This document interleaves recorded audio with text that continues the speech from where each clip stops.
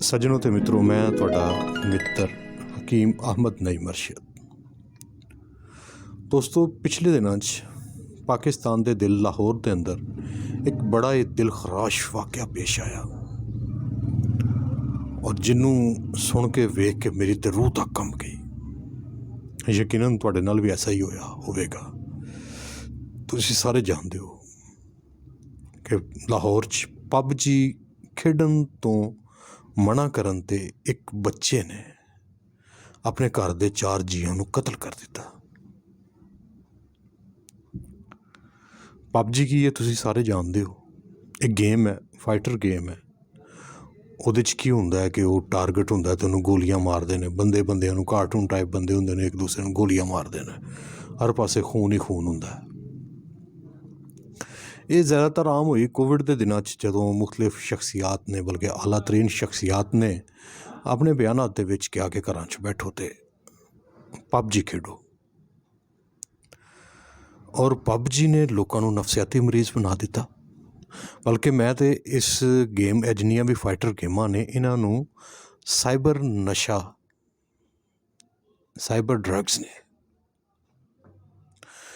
क्योंकि इन्हां दियां अलामतां बिल्कुल जिमें दूसरे नशे ने, चरस है, भंग है, शराब है, या दूसरे जिन्ने भी है ने नशे ने, उन्हां दे नाल मिलदियां ने।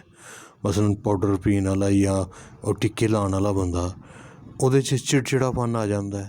किसी के लागे नहीं बैठेगा, अपने घर वाल कोई तवज्जो नहीं देगा, अपने कम वाल कोई तवज्जो नहीं देगा, कल्ला रहेगा। कल्लियां रहन दी उहनूं आदत पै जाएगी।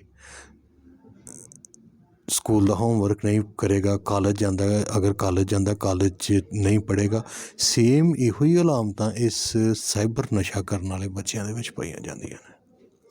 अगर कोई उन्होंने मना करेगा तो वो जनाब वक्ती तौर पर तो मना हो जाएंगे, लेकिन दिल च रंजिश रखणगे, गुस्से ना भरे होणगे। सो मेरी गल करन दा मकसद ये है कि हुकूमत वक्त जिथे होर पता नहीं किहड़े किहड़े काम कर रही है, उत्थे अमली तौर पर सिर्फ एक काम कर दे कि पाकिस्तान दे विच पबजी और जिन्नियां भी फाइटर गेम्स ने और जिन्ने भी लड़ाई झगड़े वाले ड्रामे ने, इन्हों बंद करवा दे। असी खडोना पिस्तौल के खिलाफ एहतजाज करते रहे हैं, शायरी करनी, मुख्तलिफ लोगों कहना कि यार कोई तरीका ऐसा हो सकता है जिसने खिलौना पिस्तौल, खिलौना खंजर, खिलौना तलवारां बंद होन, इन्हां दी जगह ते कलमां आन, बैट आन, गेंदां आन। तो वो खिडौना पिस्तौल तो रहे एक पासे जनाब, इधर जनाब वो लाइव गेमां बंदे मारने वाली शुरू हो गई। तो जो वेखना, जो बच्चों ने सारी दिहाड़ी करना, तो फिर वो ज़ाहरी बात है कि जिंदगी च भी उन्होंने दिल करता कि इंज करिए। तो अरबाब इख्तियार दे अगे अर्ज़ है, बिनती है, गुजारिश है, पुरजोर अपील है कि खेड दे मैदान वाले पासे तवज्जो दी जाए। हर पिंड च, हर यूनियन कौंसल च, हर शहर च खेड दे मैदान बनाए जान। क्योंकि ਜਿਹੜੀਆਂ ਪਿੰਡਾਂ 'ਚ जगह ਹੁੰਦੀਆਂ रही ने बार बार शहरों के खेडन खुडन वास्ते, वो जगह हाउसिंग स्कीमां दा जिहड़ा हुंदा नहीं, वो तुसीं कह दो अज दा वो निकल चुके। पैसे के लालच ने ये सारिया चीज़ां, हाउसिंग स्कीमां बनिया, सोसाइटियां बनिया, अगे जनाब काम चलता गया। भावें उत्थे मकान ना भी बने होन जनाब, 4 दीवारी होईयां पईयां ने, ना कोई बच्चा खेड सकता, ना कोई गल, ना कोई बात, ना कोई उत्थे फसल ही हो सकती है। सो ये अलहदा टॉपिक है, ये तो फिर किसी वेले गलबात होगी।